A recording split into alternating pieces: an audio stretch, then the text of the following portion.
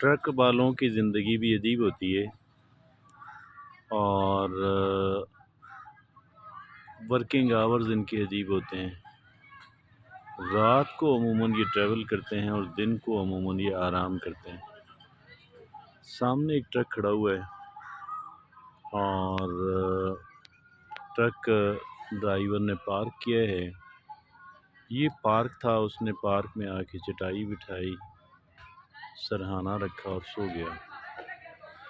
اور this is the life of the drivers. یہ اسی لائف کے عادی ہو جاتے ہیں۔ ہمیں تو یہ لائف بڑی عجیب لگتی ہے نا، اور یہ چونکہ بچپنے سے اسی مطلب کم عمری میں یہ لوگ آ جاتے ہیں، یہ کم عمری میں اس پروفیشن کو جوائن کر لیتے ہیں اور ایک ٹرینی ڈرائیور کے طور پہ کسی ٹرک کو جوائن کر لیتے ہیں۔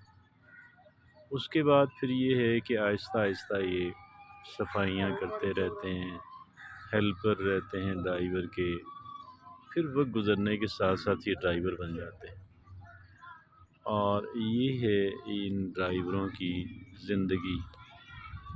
It's not easy at all, لیکن one thing which makes their life more miserable وہ ہے ان کے ساتھ پولیس والوں کا رویہ۔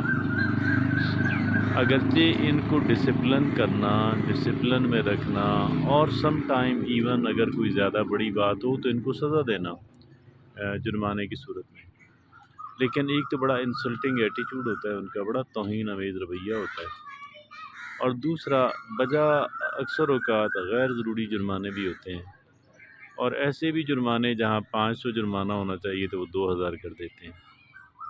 یہ ہے ان ڈرائیوروں کی زندگی، بالکل الگ تھلگ اور بہت ہی ٹف، بہت ہی مشکل۔